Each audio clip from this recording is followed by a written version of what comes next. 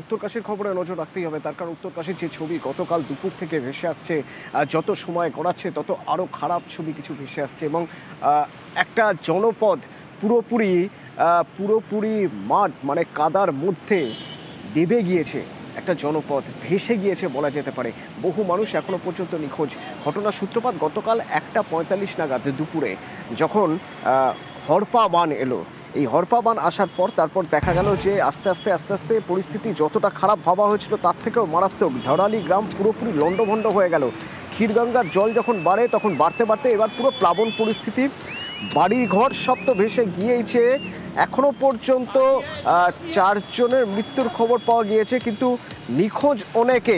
পাশেই ছিল 4 কিলোমিটারের মধ্যে লোয়ার হার্সিলের কাছে, সেখানে সেনা ছাউনি ছিল, সেখান থেকে 10 জন সেনা জওয়ান নিখোঁজ।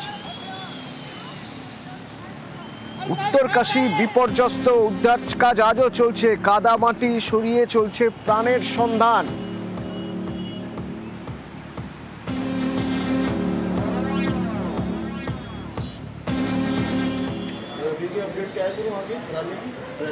পরিস্থিতি এখনো পর্যন্ত প্রতিকূল, তারই মধ্যে উদ্ধার কাজ চলছে। কারণ যদি কোনোভাবে অন্তত আরও একটা প্রাণ বাঁচানো যায় সেই চেষ্টাই চলছে। ইতিমধ্যে সেনা জওয়ানরাও নিখোঁজ, তাদেরও কোনো হদিশ মিলছে না। 10 জন সেনা জওয়ান গতকাল ওই হরপা মানে তখনই নিখোঁজ হয়ে গিয়েছেন। প্রধানমন্ত্রী বিপর্যয় উদ্বেগ প্রকাশ করেছেন, মুখ্যমন্ত্রীকে ফোন করেছেন। लगभग 70-80 लोगों को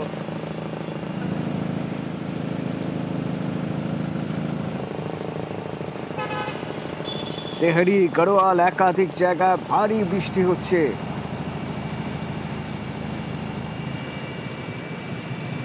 উত্তরাখণ্ডের মুখ্যমন্ত্রী ধামি কি বলছেন একবার শোনাবো আপনাদের। তিনি উত্তরকাশীতে ধস বিপর্যয় এলাকা ঘুরে দেখলেন। सभी एजेंसियां हमारी वहां पर काम कर रही है, सेना के लोग भी काम कर रहे हैं, बचाव और राहत के काम में आईटीबीपी लगी है, एनडीआरएफ एसडीआरएफ लगे हैं। लगभग 130 के लगभग लोगों को रात को रेस्क्यू किया गया है और अभी लगातार खोजबीन जारी है। कुछ पुल भी जो है क्षतिग्रस्त हो गए हैं, उसके कारण से वहां पर पहुंचना भी मुश्किल हो रहा है। राज्य के स्तर पर भी 10 डिप्टी एसपी, 3 एसपी और लगभग 160 पुलिसकर्मी भी इस काम में लगाए हैं। सेना के हेलीकॉप्टर भी तैनात हैं, सेना के हेलीकॉप्टरों से भी रेस्क्यू अभियान किया जाएगा। हमारा हर संभव प्रयास है कि सभी को जो है सुरक्षित निकाला जाए। एक जान हमारे लिए बहुत कीमती है। आदरणीय प्रधानमंत्री आज भी पूरी जानकारी ली है। देखिए, ये जो अभी टीम्स ऑलरेडी मौजूद है वहाँ पर आईटीबीपी की हैं, एसडीआरएफ हैं, बीआरओ हैं, वो लोग अभी काम कर रहे हैं घटना स्थल पर।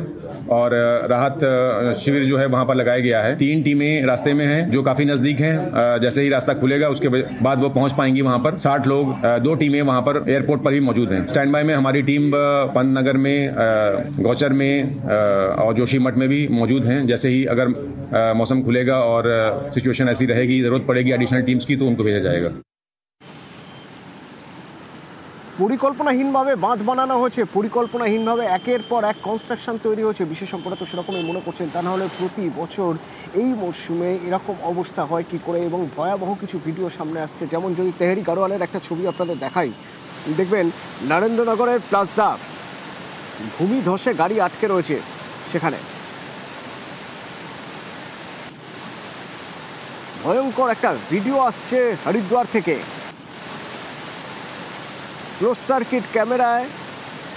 সার্কিট ক্যামেরার ফুটেজ আপনাদের দেখাবো হরিদ্বারের, যেখানে মাটি ধসে গিয়েছিল এবং বাইক চালাচ্ছিলেন যিনি, তিনি কিছুক্ষণের জন্য তিনি বেঁচে গেলেন।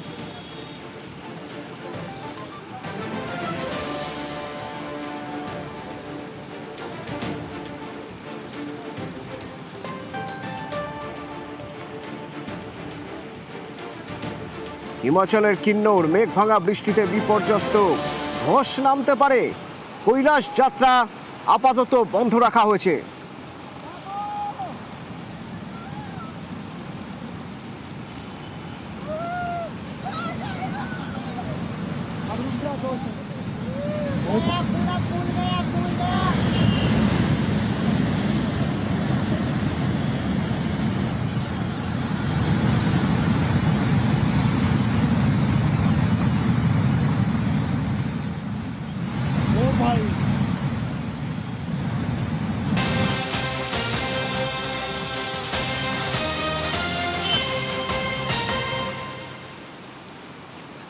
দামোদর ভ্যালি কর্পোরেশন যখন ঝাড়খণ্ড বিহারে প্রচুর পরিমাণে বৃষ্টি হয় তখন সেখান থেকে জল ছাড়ে এবং এই জল ছাড়ার ফলে বিস্তীর্ণ এলাকা প্লাবিত। আরামবাগ, খানাকুল, এদিকে হাওড়ার উদয়নারায়ণপুর বিস্তীর্ণ এলাকা প্লাবিত এবং রাজ্য বারবার অভিযোগ করে যে না জানিয়ে জল ছাড়া হয়েছে এবং শুধুমাত্র না জানিয়ে নয়, পরিকল্পনাহীনভাবে জল ছাড়া হয়েছে। তো এবার রাজ্য প্রশ্ন করেছিল, রাজ্য জানতে চায় যে এভাবে না জানিয়ে জল ছাড়ার কারণ কি, জানিয়ে জল ছাড়া হয়েছিল কি, রাজ্যকে জানিয়ে জল ছাড়া হয়েছিল, সেই প্রশ্ন জলশক্তি মন্ত্রক এড়িয়ে গেল। কি বললো জলশক্তি মন্ত্রক? রাজ্যের এই প্রশ্নের জবাব কি আছে তাদের কাছে? কি জবাব দিল, ব্যাখ্যা কি হতে পারে, ব্যাখ্যা কি দিল? আবির রয়েছে সরাসরি আমার সঙ্গে। আবির,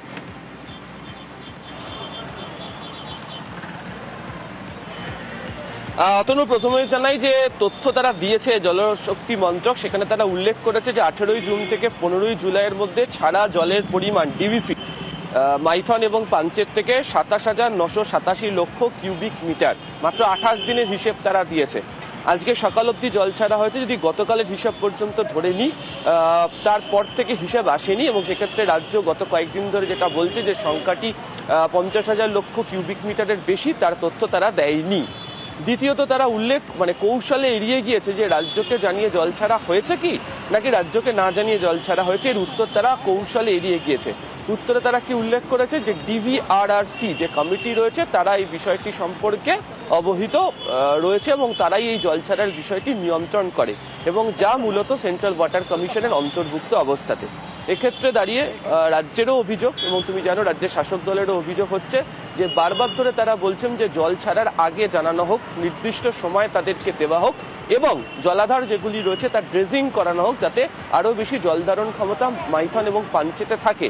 যদিও কেন্দ্রের তরফ থেকে কেন ড্রেজিং করানো হচ্ছে না, কেন তারা জল ধরে রাখতে পারছে না এবং নির্দিষ্ট সময়ের আগে তারা রাজ্যকে জানিয়ে জল ছাড়ছে কিনা তার জবাব এই উত্তরে কেন্দ্রীয় সরকার রাখলো না। ফলে রাজ্যের মত তারা যে অভিযোগ যেটা করছিল কার্যত সেই অভিযোগ কেন্দ্রীয় সরকার মেনে নিচ্ছে এবং জল ছাড়ার পরিমাণ গত কয়েক বছরের তুলনায় যে অনেকটা বেশি সেটা কেন্দ্রের দেওয়া উত্তরেই পরিষ্কার বা স্পষ্ট করা হয়েছে।